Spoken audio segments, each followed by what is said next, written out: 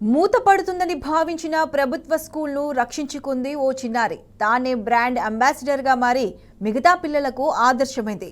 ఒకే విద్యార్థితో నడుస్తున్న స్కూల్లో మరో 10 మంది చేరేలా పురిగొల్పింది. పట్టు వదలకుండా ప్రభుత్వ పాఠశాలని నమ్ముకున్న ఈ విద్యార్థిని ఇప్పుడు స్టేట్ ఫేమస్ అయిపోయింది. ప్రపంచమంతా ప్రైవేట్ కార్పొరేట్ స్కూళ్ల వైపు పరిగెడుతుంటే ఈ విద్యార్థి మాత్రం ప్రభుత్వ పాఠశాలలోనే చదువుకునేందుకు ముందుకొచ్చింది. ఫలితంగా ఆ పాఠశాల నేడు విద్యార్థులతో కలకలలాడుతుంది.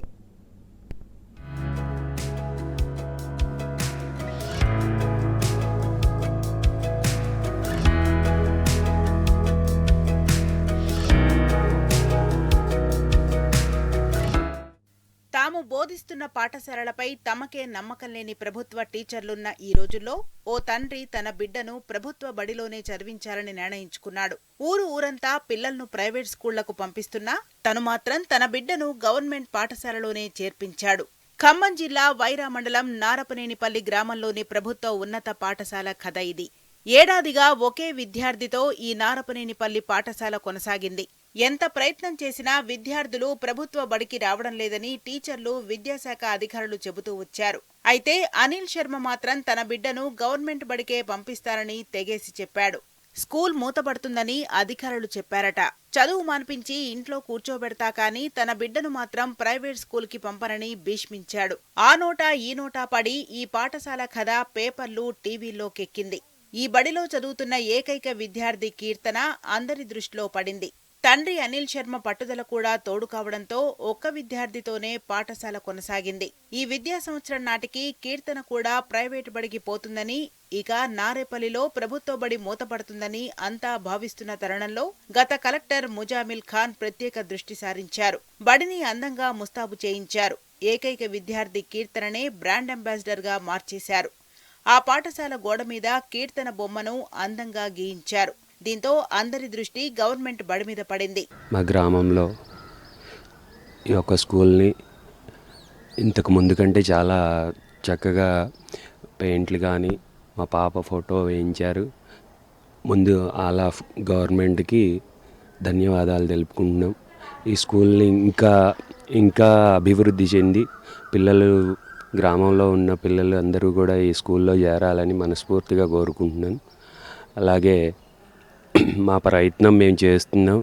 ఇంతకు ముందు కంటే కూడా మేము స్కూల్కి వెళ్ళి అందరినీ అడగటం జరిగింది.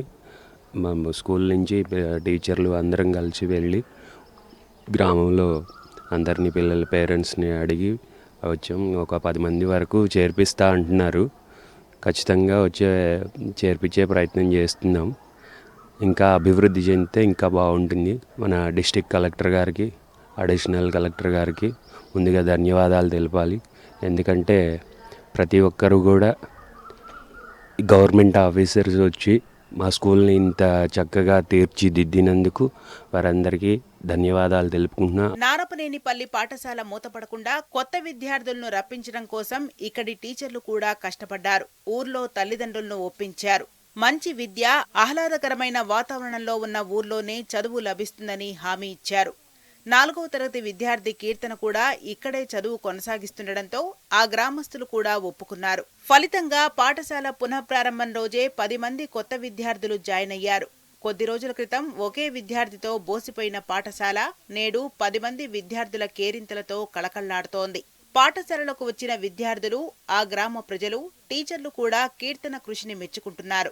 గోడ మీద తన అందమైన బొమ్మను చూసి స్ఫూర్తి పొందుతున్నారు. నా పేరు కీర్తన, మా మేడం పేరు మా పార్వతి.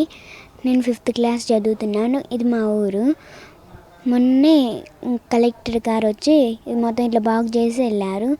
ఇంకా పెయింటింగ్ వేసి మళ్ళీ ఇది నా పెయింటింగే. ఇక్కడ మొత్తం ఫెన్సింగ్ వేశారు.